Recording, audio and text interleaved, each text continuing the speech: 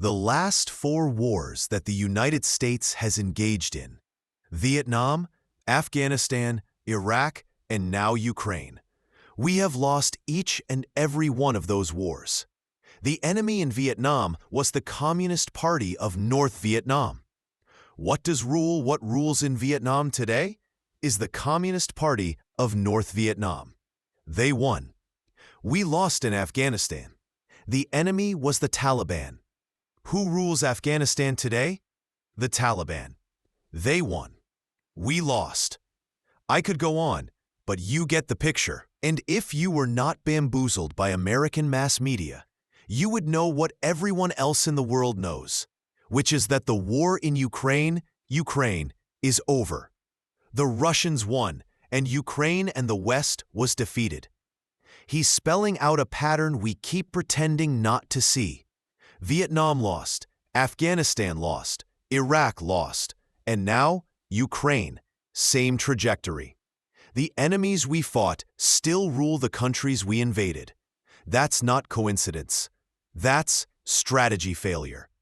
In simple terms, we can't achieve, and the world sees the truth even if our media won't say it out loud. The war is effectively over. Russia won. The West lost, and denial won't change the scoreboard. Along the way, the United States went from the dominant economic power, which gathered around it allies. They're called the G7, the Group of Seven. And just so we're all clear, they include Canada, Japan, Britain, France, Germany, and Italy. The United States and its allies.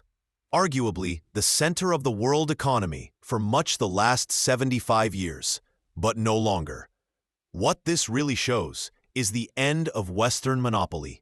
For 70 years, the G7 acted like the control room of the world economy. But history never lets one group stay on top forever. Rome learned it, Britain learned it, and now the US-led order is learning it. While the West guarded old power, the rest of the world quietly built new power. That's why the center of gravity is shifting, and it's not coming back. In the year 2020, the last four wars that the United States has engaged in: Vietnam, Afghanistan, Iraq, and now Ukraine. We have lost each and every one of those wars. The enemy in Vietnam was the Communist Party of North Vietnam. What does rules in Vietnam today is the Communist Party of North Vietnam. They won. We lost in Afghanistan. The enemy was the Taliban. Who rules Afghanistan today? The Taliban. They won. We lost. I could go on, but you get the picture. And if you were not bamboozled by American mass media, you would know what everyone else in the world knows, which is that the war in Ukraine is over. The Russians won, and Ukraine and the West was defeated. He's spelling out a pattern we keep pretending not to see. Vietnam lost, Afghanistan lost, Iraq lost, and now Ukraine, same trajectory. The enemies we fought still rule the countries we invaded. That's not coincidence. That's strategy failure. In simple terms, we keep starting wars for goals we can't achieve, and the world sees the truth even if our media won't say it out loud. The war is effectively over. Russia won. The West lost, and denial won't change the scoreboard. Along the way, the United States went from the dominant economic power, which gathered around it allies. They're called the G7, the Group of Seven. And just so we're all clear, they include Canada, Japan, Britain, France, Germany, and Italy, the United States and its allies. Arguably the center of the world economy for much of the last 75 years, but no longer. What this really shows is the end of Western monopoly. For 70 years, the G7 acted like the control room of the world economy. But history never lets one group stay on top forever. Rome learned it, Britain learned it, and now the US-led order is learning it. While the West guarded old power, the rest of the world quietly built new power. That's why the center of gravity is shifting, and it's not coming back. In the year 2020, An caught up. That powerhouse is called the People's Republic of China, and its allies, who are called the BRICS, BRICS, named after the 5 countries that started that alliance.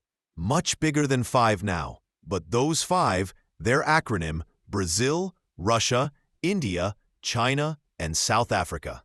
In the year 2020, if you add up the GDP, that's a number we use in economics. It's a simple number, rough idea. It's a total output in 1 year of goods and services in a country.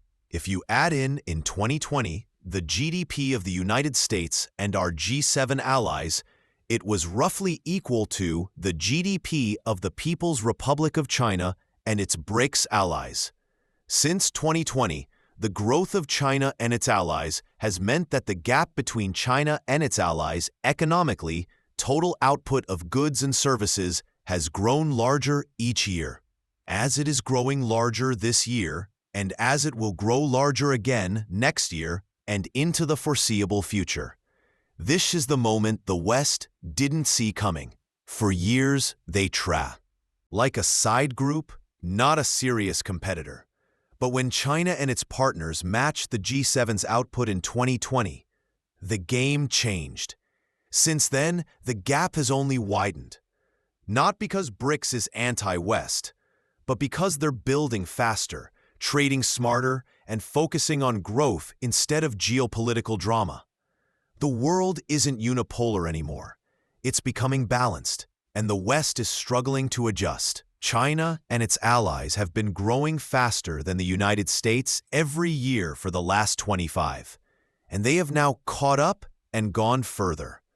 If you add up the GDP of the United States and our allies, it's about 28% of world output. If you do the same for China and the BRICS allies, it's 35% of the world's output. We are not the economic powerhouse of the world. We are not the richest country. We're not any of those things that our leaders keep saying in a kind of mantra that should remind you of people who cope with a changed reality by telling themselves it never.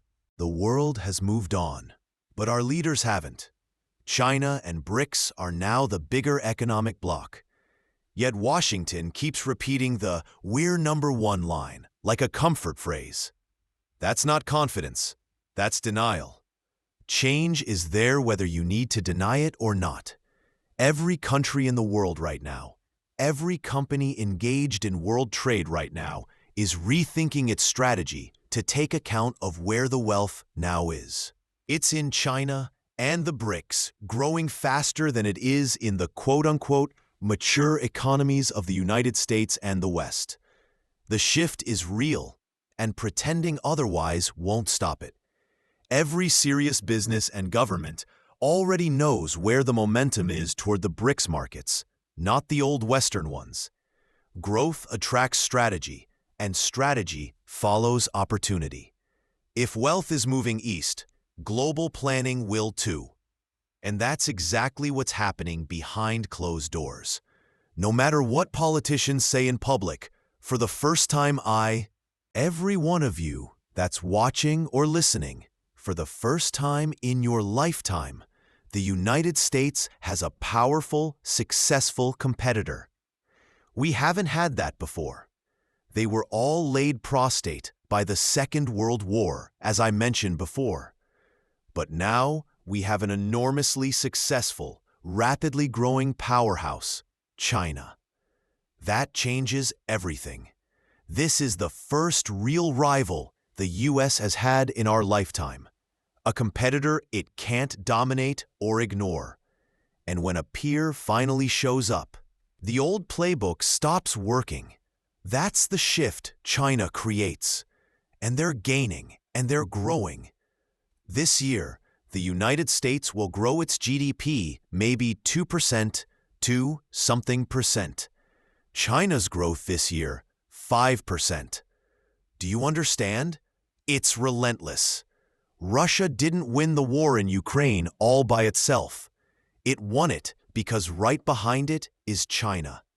When the United States and the Europeans thought they could Russia by not buying the oil and gas whose exports Russia depends on. Russia smiled and would you mind buying our oil and gas for a while we take care of this war? No problem.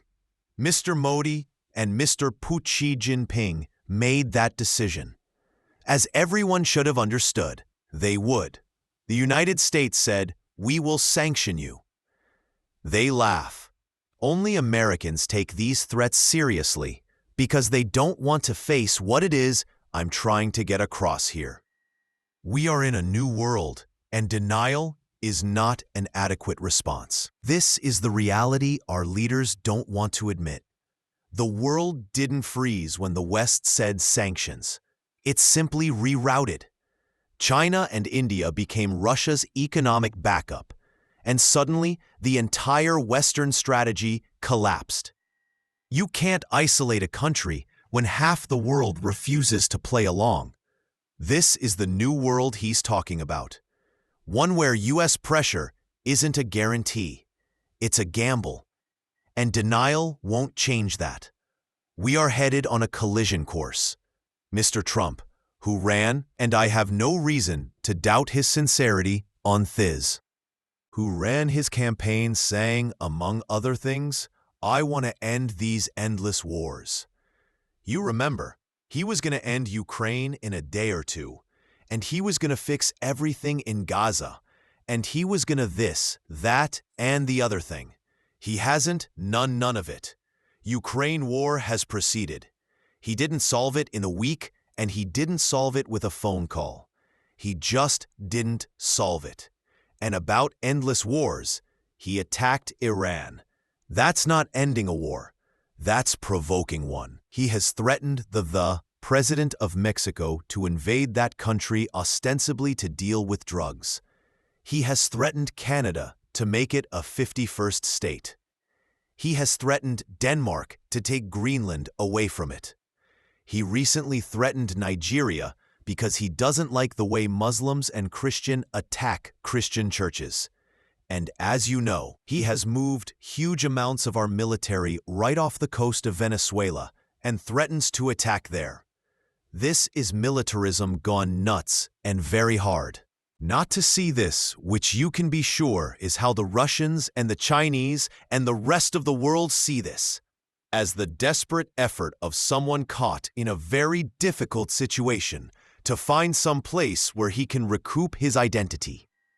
As the savior, the one who's going to fix it for those angry people, his MAGA supporters, and for a skeptical American public. A nice new war, at least for a while, might do that. Now, the last step, and then I'll stop. Where do the tariffs fit in? Well, here you got to admire it, because it's a little complicated, but I think I can simplify it for you. Excuse me. Tariff is a tax. You should all be aware. It's just a name of a tax of a particular kind. It's a tax levied on anything produced outside the United States that's brought into the United States to be sold and consumed here. The tariff affects only that. So, for example, wine produced in Napa Valley and sold all over the United States doesn't have a tariff. Wine produced. Australia that comes to the United States, it does pay the tariff because it's an imported item.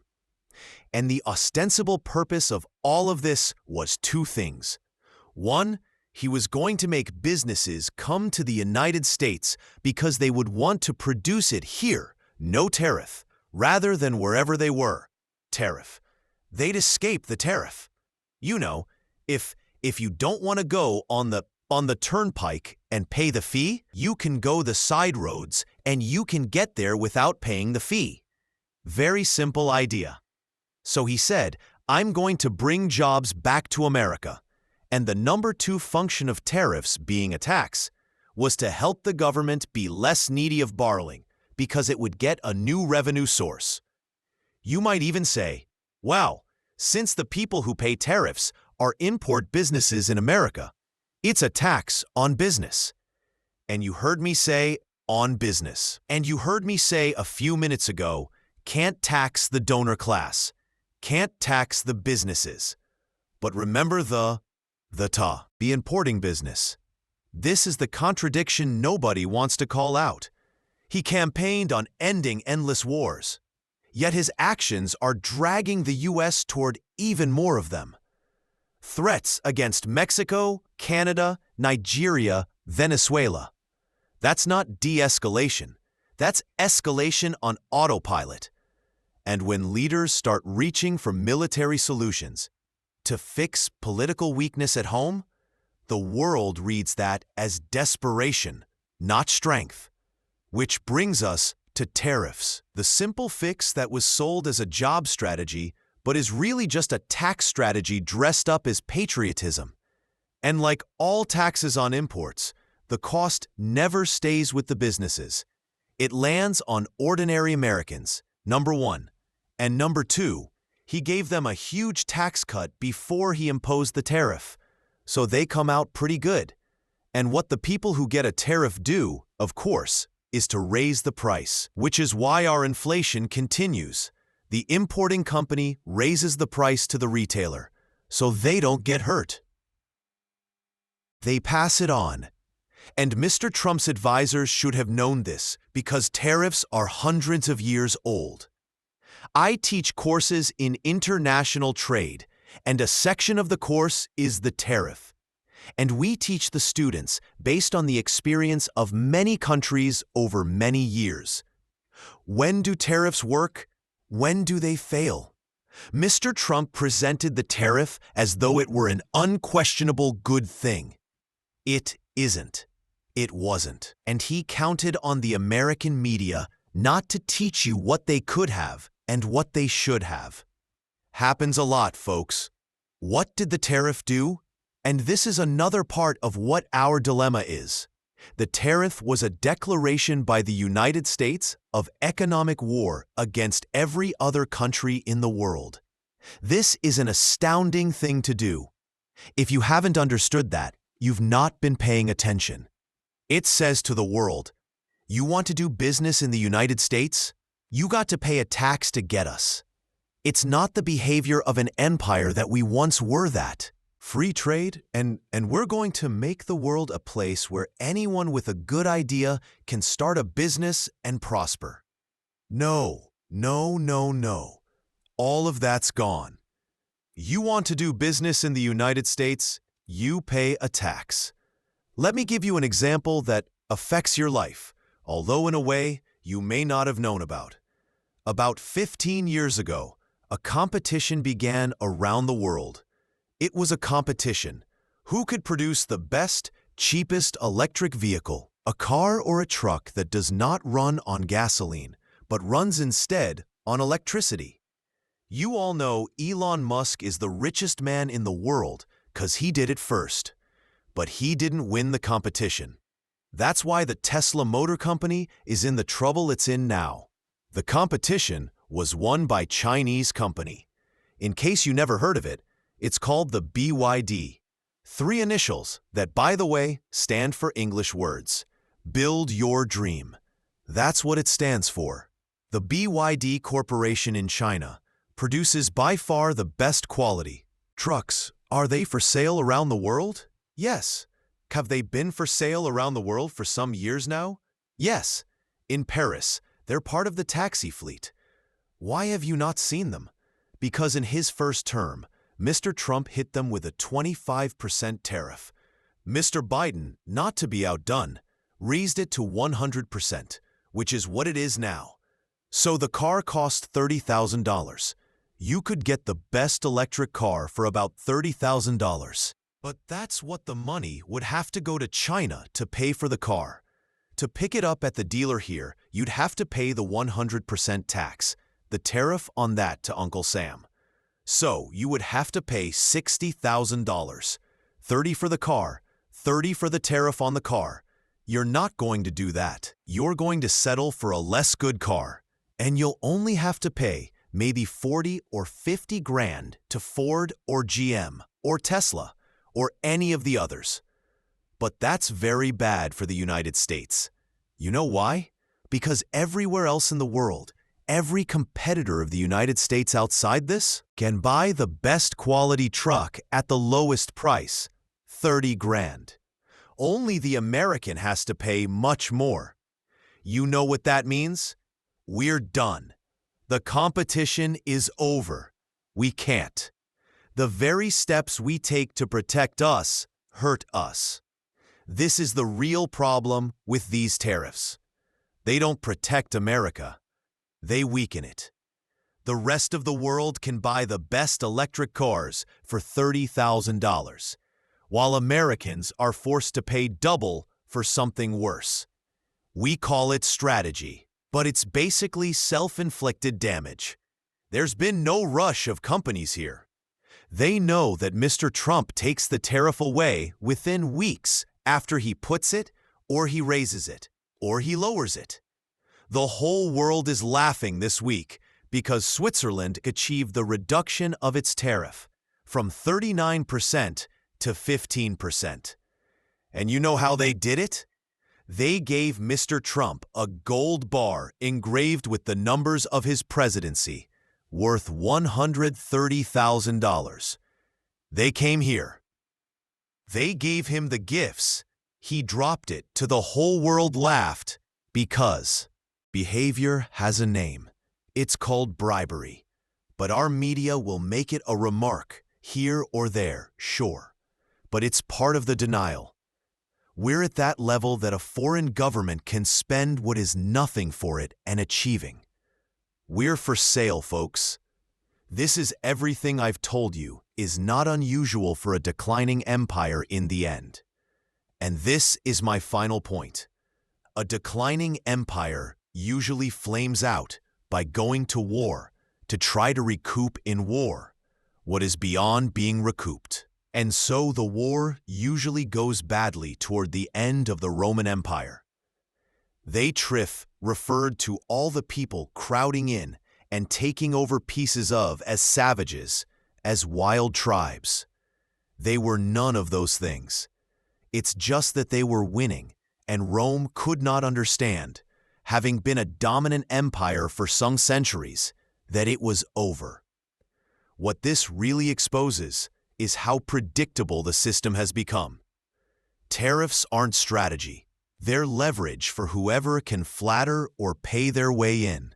And when U.S. can be influenced with gifts instead of negotiations, it signals something bigger. We're no longer respected, we're managed. That's how great powers slip. Not with one big mistake, but with small humiliations. Everyone notices except the people in charge. We are now a nation that has designated China to be our great adversary, that cannot end the war in Ukraine, even though it knows it's lost, costing still more money, costing still more lives, reducing that poor country to a horrible condition. So the fact is, we face the following. Either we continue the way we've been going, which will end in a war with China and the BRICS. And there is no way for the United States to win such a war. They have nuclear weapons, probably more than we do. China and the BRICS together are over half the population of this planet. The United States is 4.5% of the people on this planet. The United States in G7 is under 20% of the population of this planet.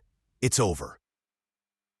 Either be a Chinese empire, or maybe if we're lucky, the effort we call the League of Nations after World War I, or the United Nations after World War II, will be the model, a genuine multinational agreement among the people of the world, so they don't replicate the history I have just tried to summary. Those are our real choices, but I'm not pessimistic. I'm actually optimistic. I think slowly, painfully, and hesitatingly, we are building in this country to our new political initiative that will go to the people, tell the story. We have to say, which I've tried to summarize with and for you this morning, and say we need a new political direction, new political leaders who will sit down with our Chinese counterparts because they like We need to avoid the clash from which there is no recovery, nuclear war. And maybe, if we take the initiative here, we'll find kindred souls over there who will meet us halfway. And the best argument for that strategy is that it's, this is the part that should worry us more than anything. When foreign governments can lower tariffs with a gift, it means policy isn't being driven by strategy. It's being driven by personal influence. And once the world figures that out, they stop treating you like a superpower and start treating you like a transaction. The bigger point he's making is simple. If a country can't control its own impulses, it can't control global outcomes. That's why every path we're on right now leads to one of two futures: escalation or cooperation. And honestly, cooperation might be the only option left that doesn't end in disaster. This is the part that should worry us more than anything. When foreign governments can lower tariffs with a gift, it means policy isn't being driven by strategy. It's being driven by personal influence. And once the world figures that out, they stop treating you like a superpower and start treating you like a transaction. The bigger point he's making is simple. If a country can't control its own impulses, it can't control global outcomes. That's why every path we're on right now leads to one of two futures: escalation or cooperation. And honestly, cooperation might be the only option left that doesn't end in disaster.